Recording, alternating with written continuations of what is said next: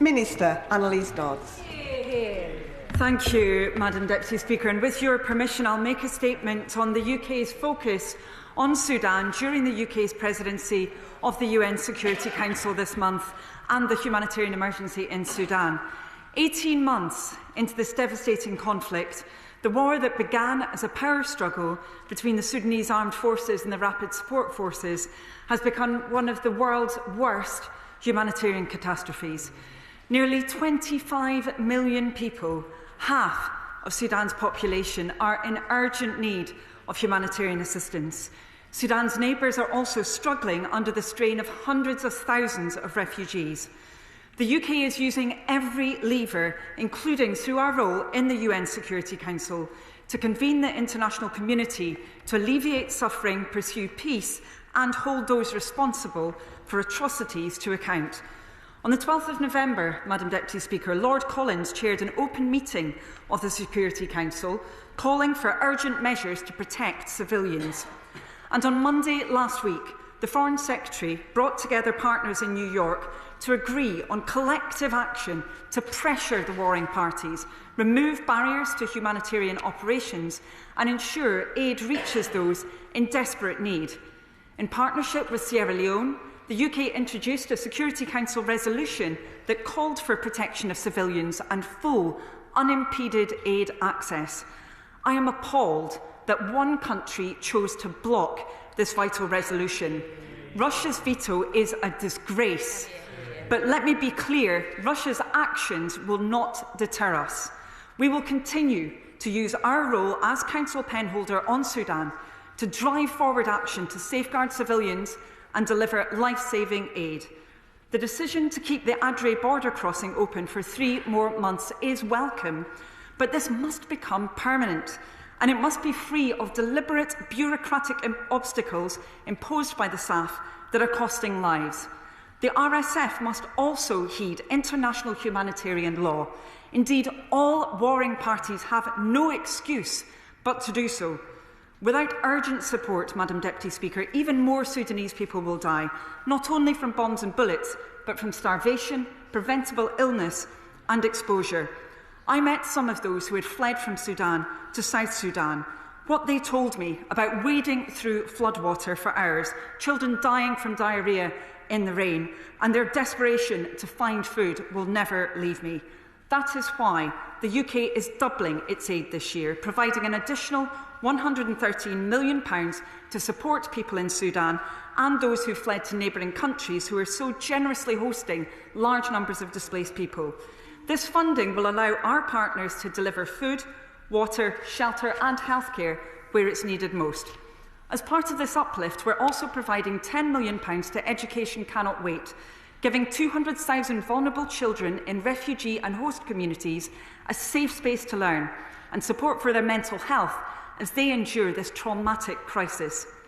Madam Deputy Speaker, the people of Sudan face a humanitarian emergency of horrifying proportions.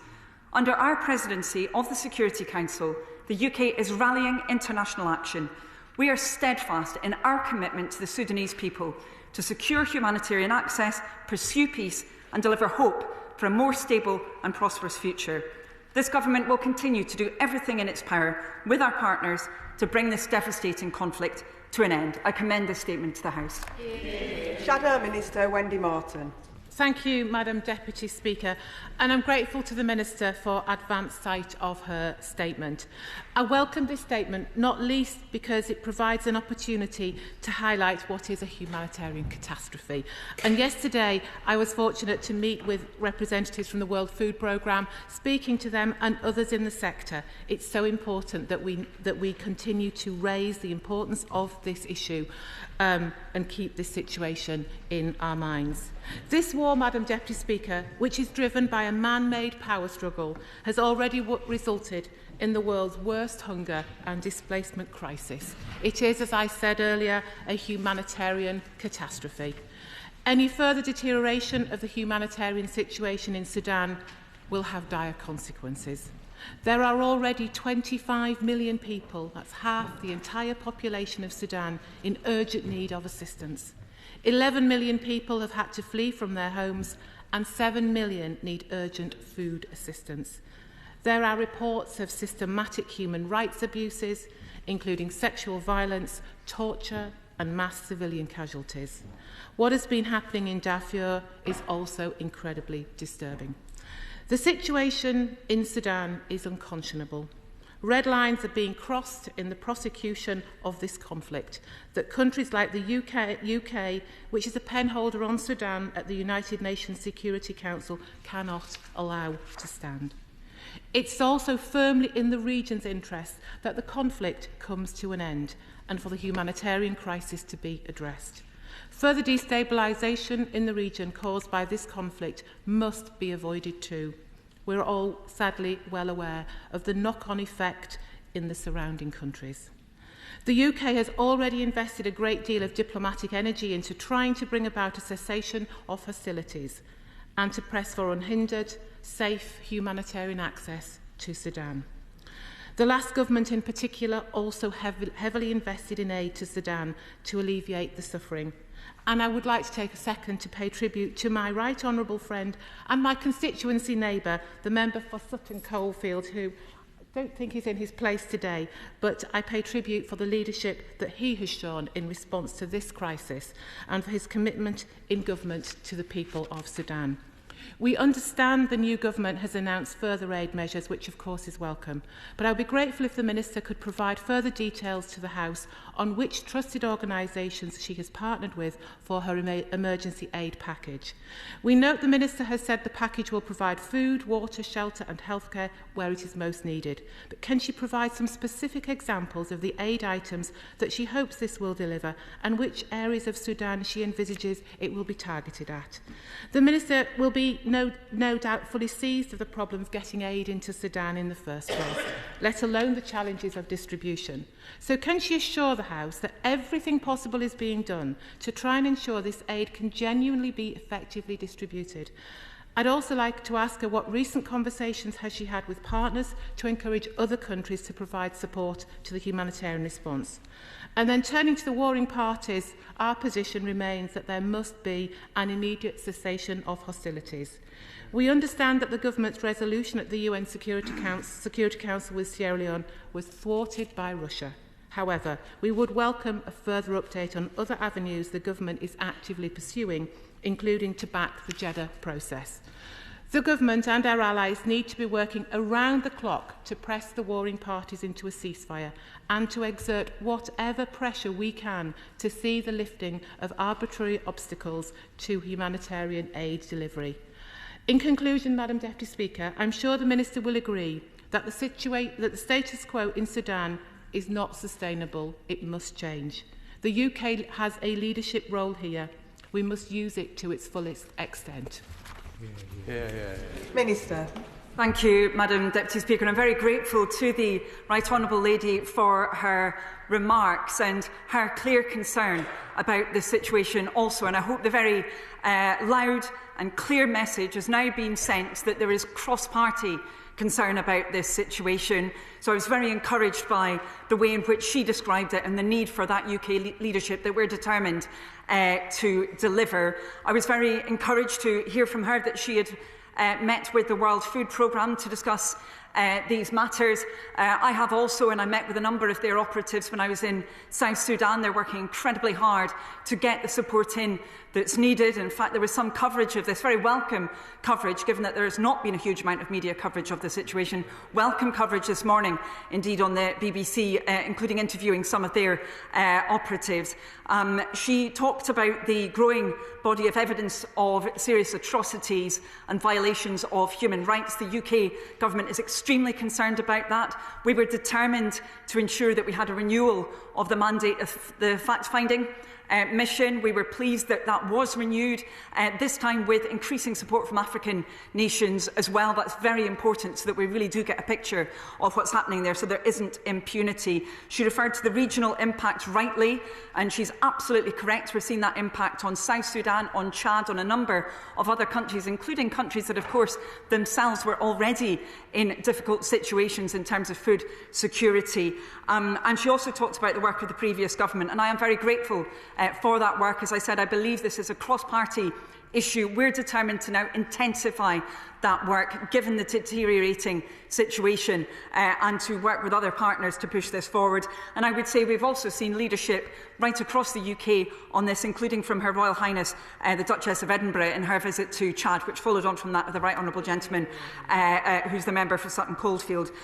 She asked about the package for delivery of aid. We are, of course, working with the UN agencies, but I also talked about Education Cannot Wait. We're working with them around that targeted support for vulnerable children. She mentioned also the need for specific forms of support, and that has been reflected in the fact that we've ensured that our aid support is being delivered in a way that recognises the prevalence of violence against women and girls. We're ensuring that, for example, water and sanitation support and so forth is being provided with an awareness of that prevalence. Disturbingly, we've seen many people in internally displaced persons camps and indeed in refugee situations who've been subject to that violence. So we've made sure that our support is tailored and that it's effective. She asked about other countries that we're seeking to work with. We've taken this up repeatedly with the African Union, working with them, trying to ensure there's that engagement. They're very keen to work with us on this, and I've raised it in a number of bilateral engagements, as have many other ministers on the UK side. And then finally, Madam Deputy Speaker, she talked about the Jeddah process. It has been extremely frustrating that we have not seen all the parties to the conflict engaging in those attempts to broker peace. We have been absolutely clear they must participate. They are effectively leading to a humanitarian emergency within Sudan because of their failure to engage with those processes. There have been a number of them. There has been forum shopping, and that must end. Thank you. Chair of the Select Committee, Sarah Champion.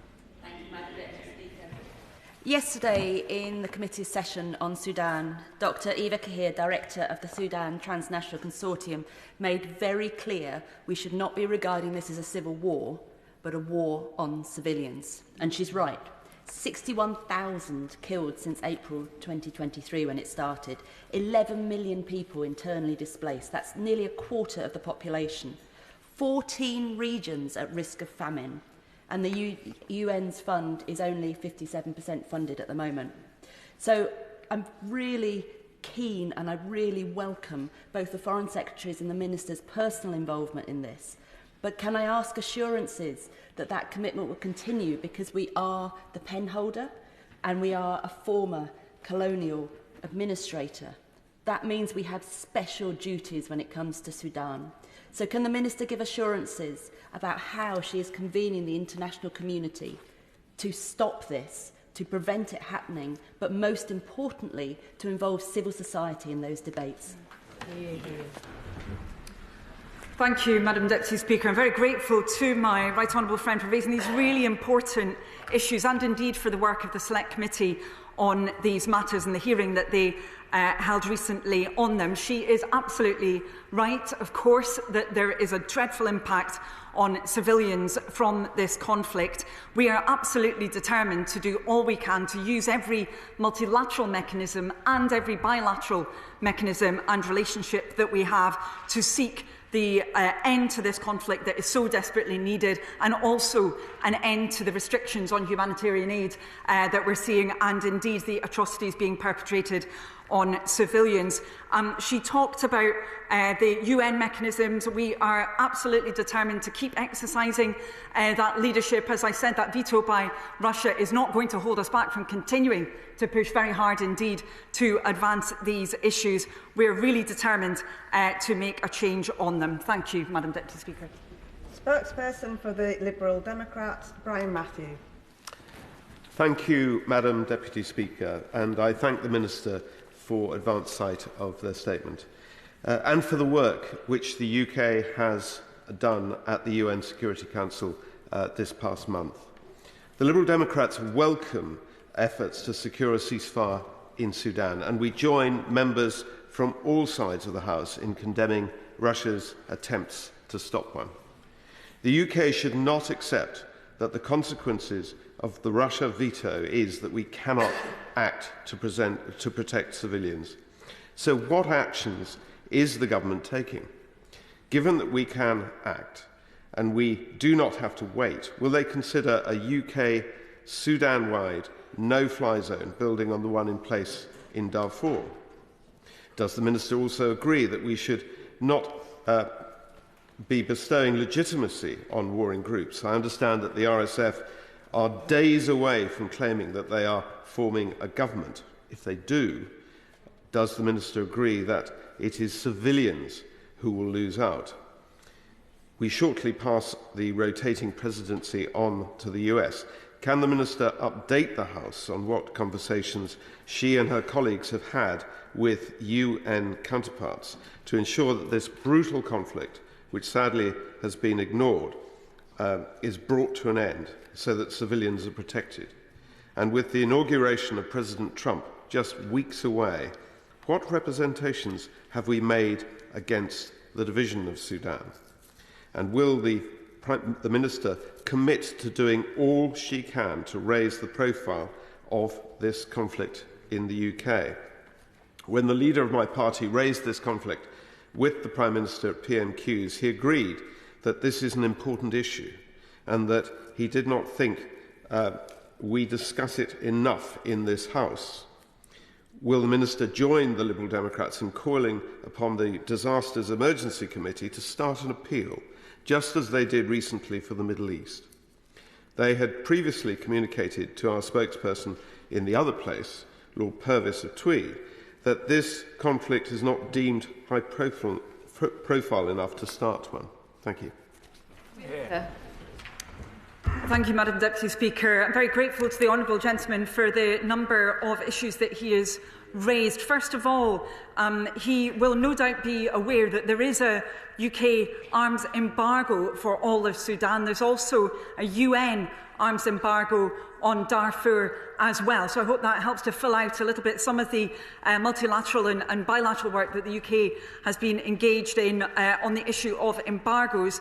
On the subject of the engagement of the armed groups, the warring parties, particularly in peace talks, this is a matter, Madam Deputy Speaker, that I have discussed at length with a number of members of civil society, and actually relating this to the point made by my honourable friend a few moments ago. Many of those civilian groups are very concerned about the fact that they need to be involved in those peace talks. I met with a number of their representatives in Addis Ababa, particularly of the group that's known as Takadam, which is a civil society grouping that we are supporting because we believe that civilian voice is incredibly important. But we believe more generally as well, as I mentioned before, that all warring parties must be prioritising taking part in the talks that are so necessary to end this conflict. He talked about whether we've been having discussions around the US's role. I've discussed this directly with the US, with their lead on humanitarian issues. We, in fact, were involved in joint sessions at the UN General Assembly on this. And then finally, Madam Deputy Speaker, he mentioned the key issue of the profile of the emergency in Sudan, the largest number of displaced people anywhere in the world. This was one of the first issues that I said coming in to my role I wanted to be briefed on, I wanted to be active on. It was the reason why I visited South Sudan over the summer. I know that many members are deeply concerned about this, and indeed many of our constituents are deeply concerned about the situation. I am very pleased to see that we are now seeing more media coverage on this. Of course, when it comes to a disaster emergency committee appeal, that is a decision for the broadcasters to take, but I hope the renewed interest that we're seeing in the media will lead to this gaining a higher profile. Thank you. Onwurah. And as chair of the All-Party Parliamentary Group on Africa, I have raised the terrible conflict in Sudan on a number of occasions, and too often it has felt like a forgotten conflict, despite the scale of suffering there. So I really welcome the Minister's leadership on this issue. She talked about the impact, the regional impact. What steps is she taken specifically to support South Sudan, Chad and Egypt? And equally, inside Sudan, how is she engaging with grassroots groups so that their voices are heard as we try and move towards a solution to the terrible conflict? Thank you, Madam Deputy Speaker. I'm very grateful to my honourable friend for raising these issues and indeed for her leadership on them within the House and for many others who are gathered here today.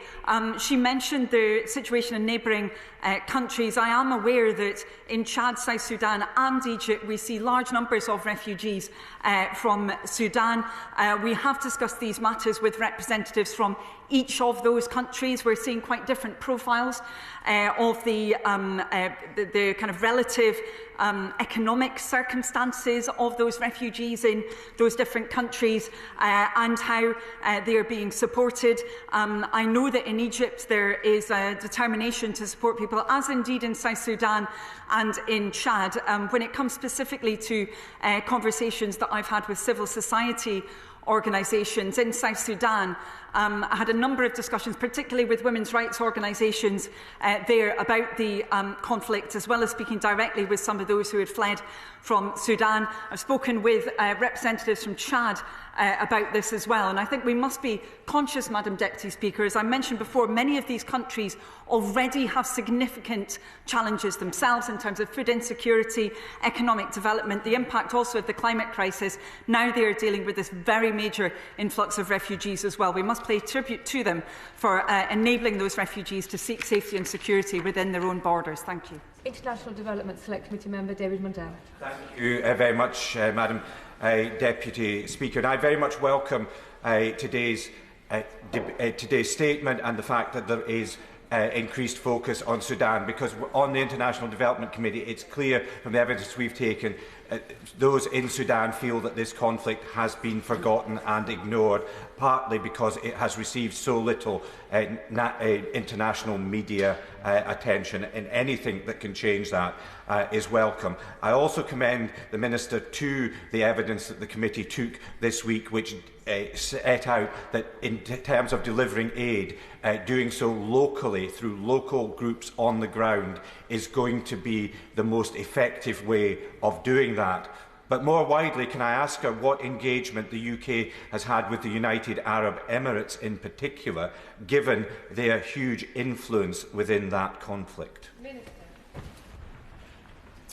Thank you, Madam Deputy Speaker. Again, I'm very grateful to the Right Honourable Member for raising these issues, which are incredibly important. And I was very pleased that we had an FCDO official who was engaged in that meeting. And I know that it was a very helpful exchange of information. He talked about the local groups who are engaged in delivering humanitarian support. And I have to say, Madam Deputy Speaker, when I have met with representatives from some of those groups, particularly the so-called emergency response rooms, I have been incredibly moved by the bravery, the courage, the absolute selflessness that's been shown by those individuals to get support to those who need it. They are resolutely non-partisan.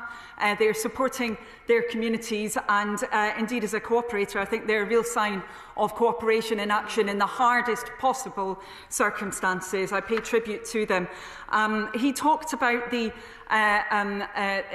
influence of other countries within this situation. He mentioned UAE. As he will be aware, there are a number of countries which are concerned about the situation, with whom we have had a number of bilateral conversations. That is included for myself with representatives from the UAE, as indeed with a number of other countries, including elsewhere in the Gulf. Thank you. Select Committee Member Laura Kirk-Smith. Madam Deputy Speaker, and I thank the Minister for her updates. Of course, part of the reason that Sudan is becoming not just a devastating conflict, but a protracted conflict, is the involvement of state and non-state actors from elsewhere in Africa, in the Middle East and further afield. Does the Minister consider Sudan to be a foreign policy priority as well as a humanitarian priority? And what diplomatic actions is the Minister's department undertaking with the warring parties and their backers to urge de-escalation? Minister. Thank you, Madam Deputy Speaker. Yes, absolutely. To use my honourable friend's words, and she has, of course, considerable experience in the area of humanitarian emergencies, this is a foreign policy priority for the UK Government. I think that is demonstrated by the leadership of the Foreign Secretary in the Security Council recently. It will continue to be a foreign policy priority that's been made very clear by the Foreign Secretary and indeed by the Prime Minister as well. We will continue to use every lever available to us to ensure that we are speaking up for the people of Sudan and doing all that we can to secure an end to this dreadful conflict. Bob Blackman. Thank you, Madam Deputy Speaker. The current war in Ukraine, the battles between Israel and the terrorists from Lebanon and from Gaza are regularly reported to this House. Yet there are more civilians being killed in Sudan than all these other conflicts. This has been a very largely ignored conflict across this House and in our media. So I warmly welcome the statement from the Minister today and support it completely.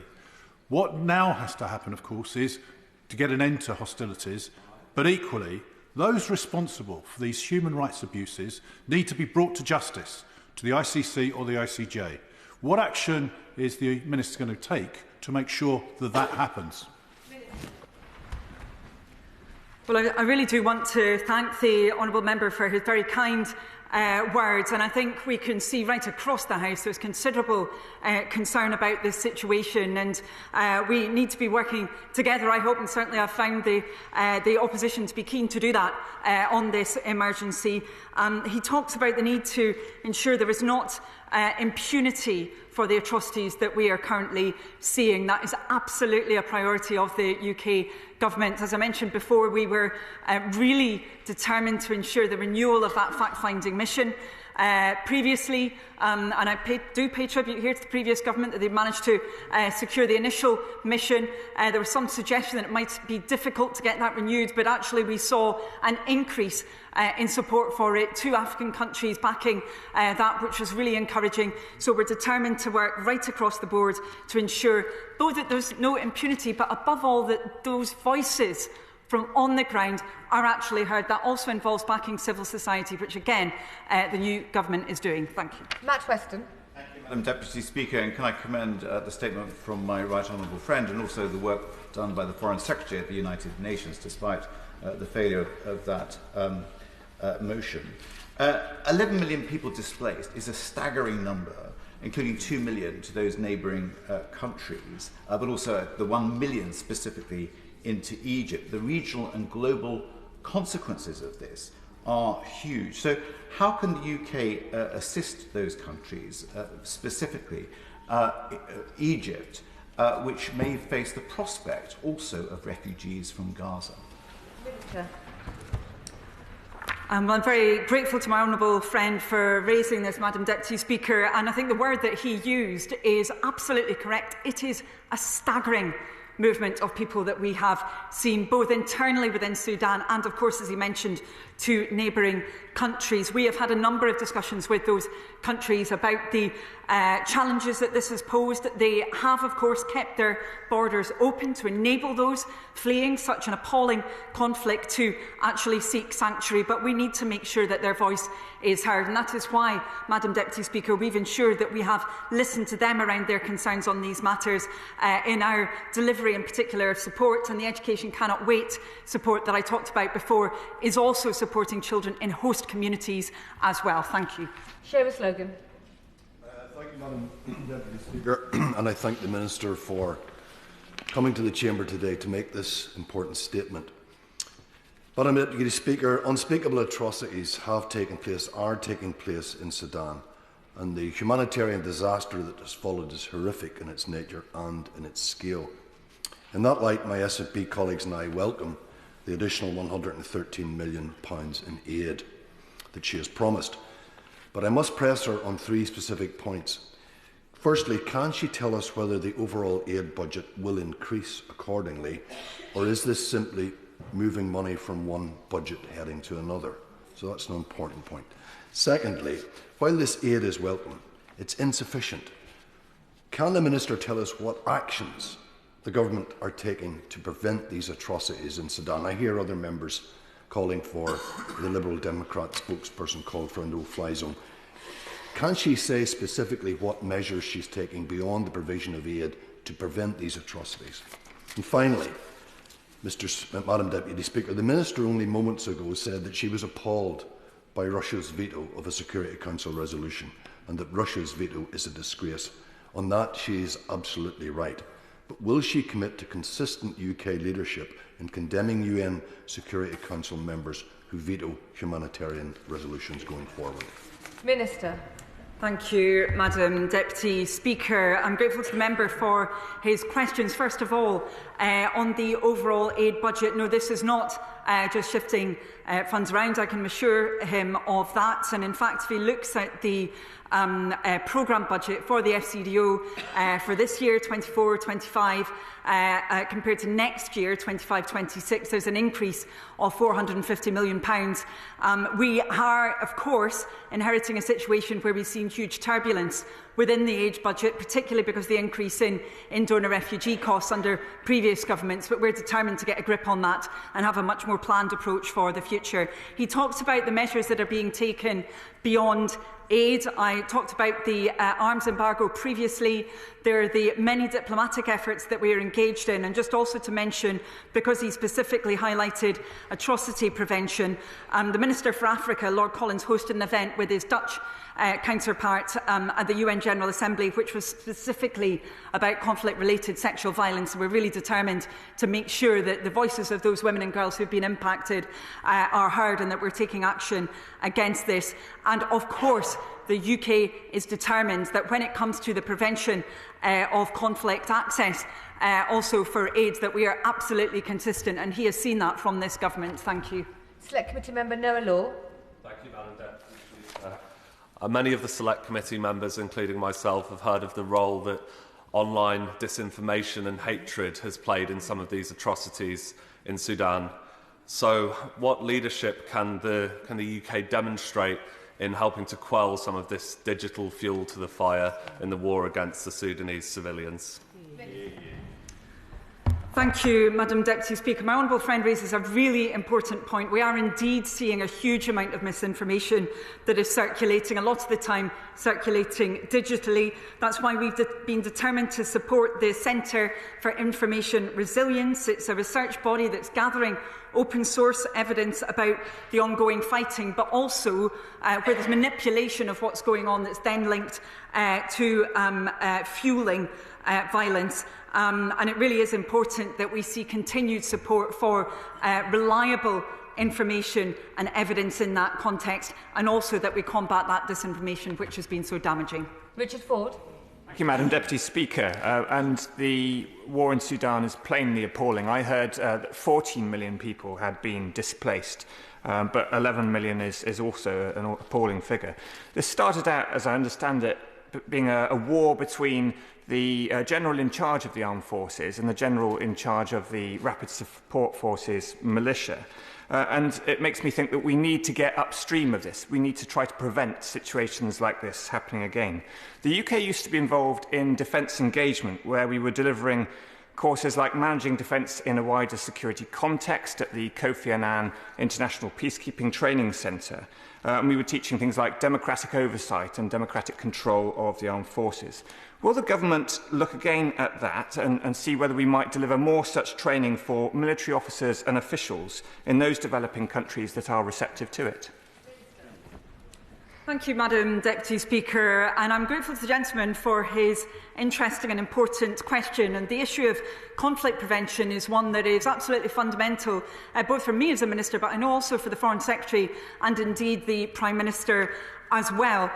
We have been seeking to ensure that the UK does all that it can to exercise leadership in relation to what are often described as fragile and conflict-affected states. That includes states which are not yet in conflict, but where there are the ingredients for that conflict to increase. Of course, now, unfortunately, we're seeing the climate crisis often being linked to some of those conflicts. We've made sure that, for example, when it comes to economic development, that there's a stronger focus on this. We had some good results from the World Bank, actually, a few weeks ago in terms of their focus on this with their IDA replenishment. On the issue specifically about defence training, I will ensure that that's raised with the Defence Secretary and will definitely be thinking about that myself. Thank you. Thank you, Deputy Madam Speaker. And can I welcome the statement today and the leadership that the UK has shown, particularly in the UN Security Council.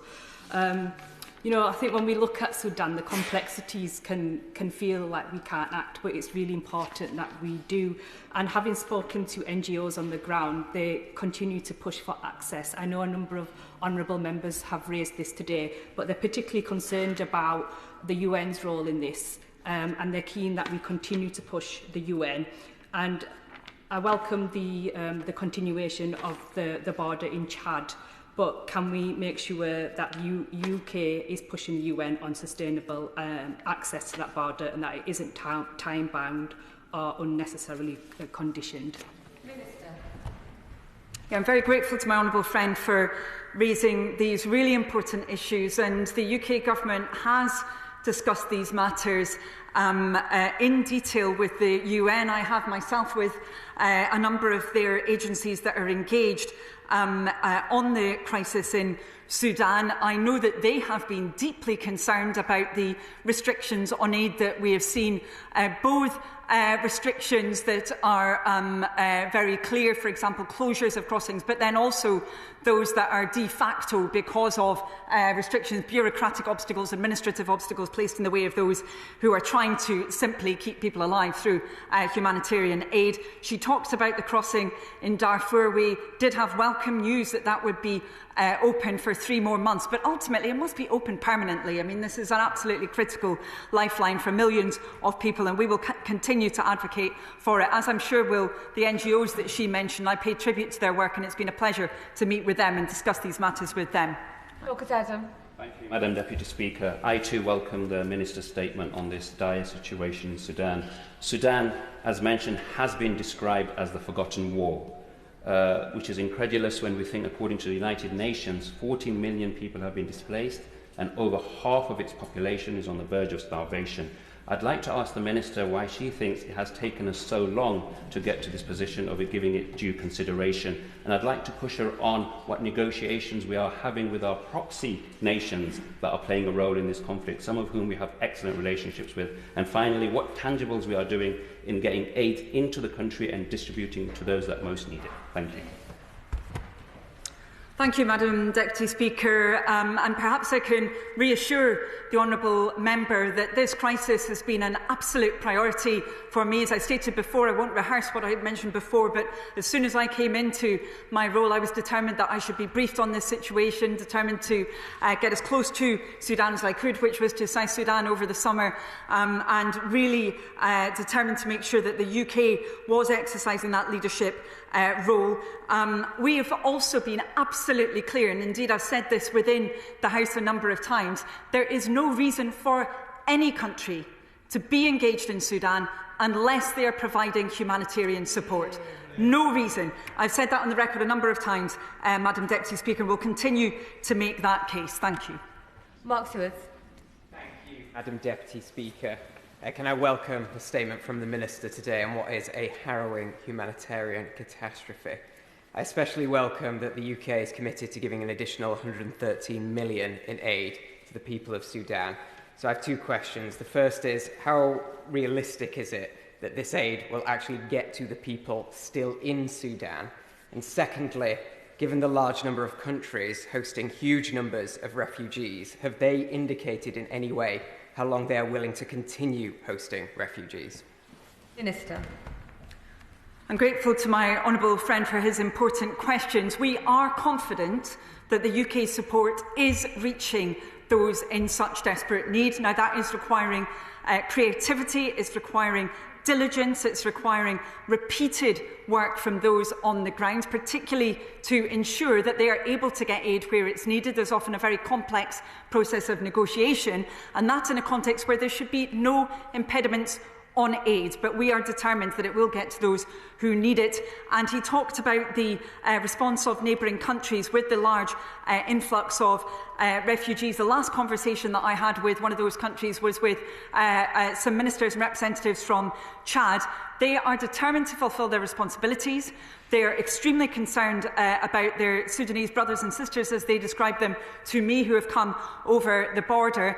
They are, however, already a country that is under a huge amount of stress, so we do pay tribute to them for that, but we then also need to see the international community stepping up. Thank you. Jim Shannon. Thank you, Madam Deputy Speaker. Can I thank the Minister very much for her positivity when she comes to answer any questions in this chamber. It does encourage us all to know that the enthusiasm of the Minister is true and honest, and thank her for that, just for the record.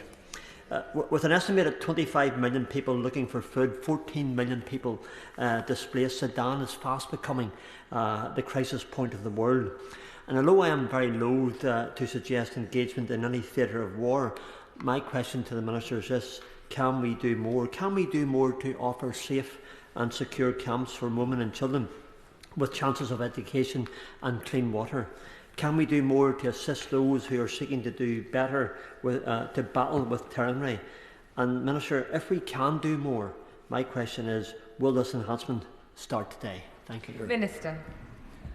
Thank you, Madam Deputy Speaker, and I'm very grateful to the Honourable Member for his very kind words, and I know that he is engaged significantly on these issues, and he's been at all of the discussions of them within the House. I know his constituents, many of them, are concerned about the situation as well. It really is important that we see far greater safety for those who have fled this conflict. He particularly talked about women and girls, and I mentioned before, Madam Deputy Speaker, the extremely disturbing fact that while of course women and girls must be safe everywhere, the facts that we have seen, for example, rape being reported within internally displaced people camps, at checkpoints, that we've seen this taking place in those kinds of contexts is extremely disturbing. We are absolutely determined as the UK Government that we will be working with partners, with the UN agencies, to ensure that we do all we can to provide that safety and security, and of course that includes the food security that he has also championed. Select Committee Member Alice MacDonald. The statement that the Minister has made. This week at the Select Committee we heard compelling evidence that included about the important role of the Sudanese diaspora, not only in the UK but in other countries. The Minister has rightly recognised the importance of listening to civil society and working with them in Sudan. Can I ask her to speak specifically about how the Department is engaging with the Sudanese diaspora here and what practical steps are being taken, for example, to tackle the cost of remittances when many people are sending money back to their loved ones? Minister. I'm very grateful to my honourable friend for raising this, and of course she has considerable expertise in this area. The role of the Sudanese diaspora is incredibly important. I'm sure many of us will have had discussions with members of that diaspora in our own constituencies and their concerns about the humanitarian situation, but also what they are doing to support friends, family and the wider community. I've certainly seen that myself, and I know that Lord Collins, for example, is determined to make sure that we do have that strong relationship with the Sudanese diaspora, indeed that we consolidate it into the future, because we all want the same thing, which is of course peace, security and that humanitarian support for people living in Sudan. Dr Scott Arthur. Thank you, Madam Deputy Speaker, and thank the Minister for her statement. This week the UN called the crisis in Sudan an invisible crisis, so I think it's really powerful today that we've got so much agreement here, and hopefully it will shed some light on that crisis. Others have spoken about the gender-based violence, and the UN also said there was an epidemic of gender-based violence.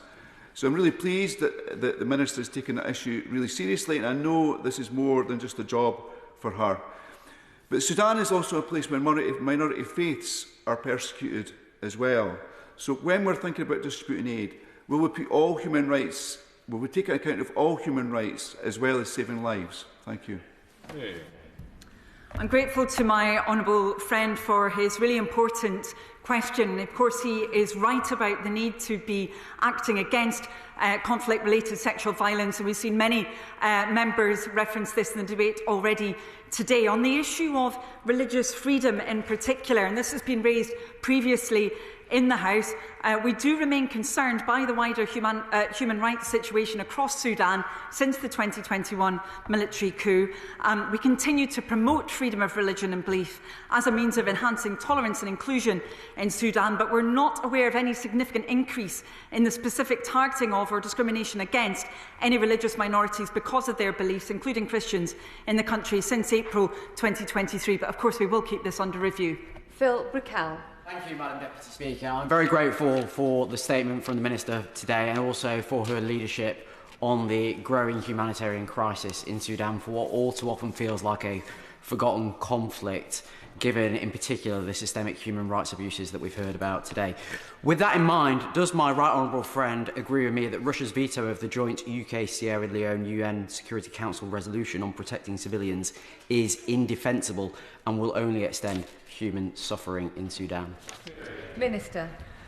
I absolutely agree with my honourable friend. That resolution was asking for what anyone can see is desperately needed in Sudan: an end to impediments on aid, above all, an end to the conflict, international action to support the people of Sudan.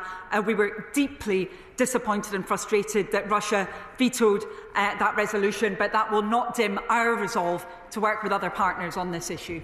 Last but no means least, Steve Race. Thank you, Madam Deputy Speaker, and thank you to the Minister for coming to the House to give this statement, and for all of the work that the Government is doing to support the Sudanese people in the face of what is severe malnutrition and starvation.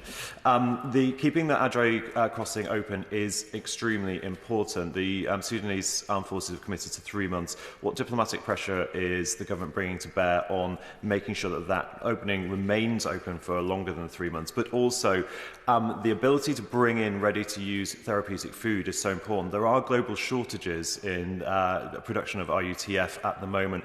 Ahead of the Nutrition for Growth Summit that's happening next year, will the Government commit to investing and scaling up production of RUTF? Thank you. Thank you, Madam Deputy Speaker. My honourable friend raises a really important point. He is absolutely correct. The Nutrition for Growth conference is coming up next year in Paris. I was discussing this indeed with some civil society experts yesterday. We need to make sure that we are doing all that we can so that there is indeed the provision of those much needed resources, especially for those already suffering from malnutrition. However, of course, we do have the additional challenge that he mentioned in the first part of his question, which is those impediments on access to aid. They must be lifted, and I'm very pleased that the House is united in its condemnation of those impediments today, and I hope that we can continue to work together on this appalling crisis. Thank you. That concludes the statement on